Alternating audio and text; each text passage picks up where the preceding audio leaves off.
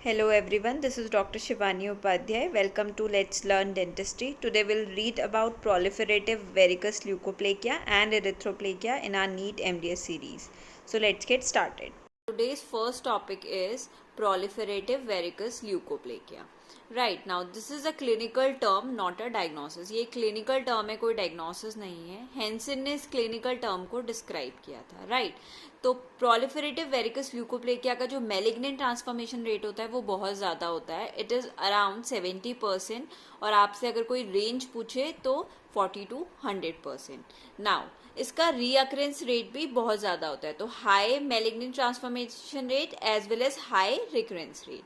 Now it develops as initial white plaque. ये initial white plaque में develop होता है स्टार्टिंग में, विच इवेंचुअली बिकम्स, जो बाद में जाकर क्या बनता है, एक मल्टीफोकल डिजीज बनती है विद, जिसमें क्या क्या फीचर्स होंगे, कॉन्फ्लुएंट यानी कि fused, exophytic means it grows outside in epithelium, and proliferative features. So it develops as initial white plaque which eventually become multifocal disease with confluent, exophytic and proliferative features. Right, now another इसकी etiology में कौन responsible हो सकता है, human papilloma virus 16 and 18. आपको पता है जो सिर्फ ल्यूकोप्लेकिया था उसमें HPV 16 था, यहाँ HPV 16 and 18. Now proliferative verrucous leukoplakia में क्या क्या डायग्नोस्टिक क्राइटेरियाज होते हैं. तो फर्स्ट इज सिरीरो लेपिड्रा क्राइटेरिया.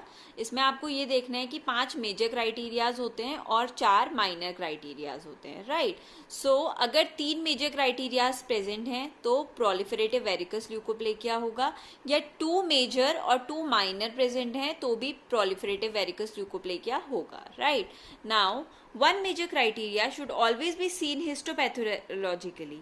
एक मेजर क्राइटेरिया हिस्टोपैथोलॉजिकली हमेशा दिखेगा. ठीक है, it can be in the form of hyper keratosis. वो क्या है, hyper keratosis. Now this is also present in verrucous hyperplasia, verrucous carcinoma और ओरल स्क्वामस सेल कार्सिनोमा में भी दिखेगा. राइट, नाउ नेक्स्ट इज करार्ड मॉडिफाइड डायग्नोस्टिक क्राइटेरिया. इसमें क्या होता था, ये बोलता है, ये डायग्नोस्टिक क्राइटेरिया कहता है ल्यूकोप्लेकिया इन मोर देन 2 ओरल सबसाइट्स.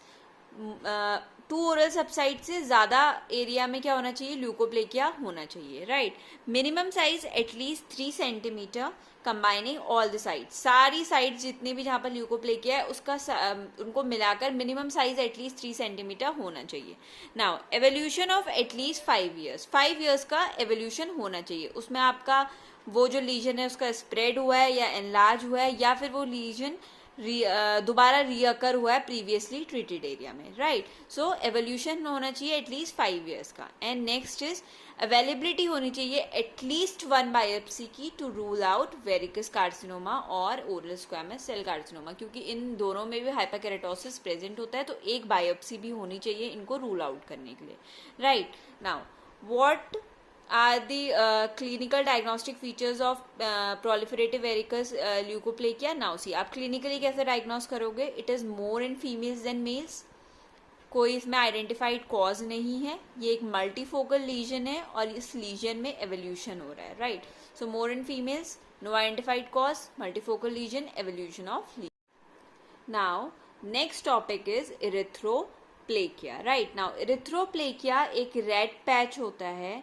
ये 6 to 7 डिकेड में प्रेजेंट था और ये मेल में होता है. ठीक है, तो रेड पैच 6 to 7 डिकेड और मेल्स में होता है. राइट, नाउ कहाँ कहाँ होगा, फ्लोर ऑफ माउथ में मोस्ट कॉमनली दिखता है, उसके बाद soft palate and buccal mucosa. ठीक है, और टंग जो है वो इसकी रेयर साइट है. ओके, नाउ 85 ल्यूकोप्लेकिया होते हैं तब जाकर 1 इरिथ्रोप्लेकिया होता है, अगर मैं रेशो बोलूँ. Right, which means it is a rare lesion. ये बहुत रेयर लीजन है.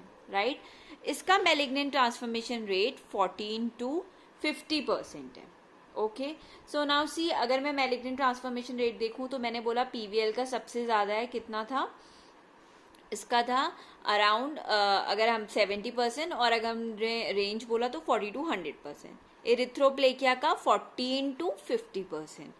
फिर स्पेकल्ड और nodular leukoplakia 3 to 6% and homogeneous leukoplakia 1%. Right, now next topic is tobacco pouch keratosis. Tobacco pouch keratosis basically क्या था, इसमें रिंकल्ड सरफेस होता है, ठीक है, स्मूथ नहीं होता.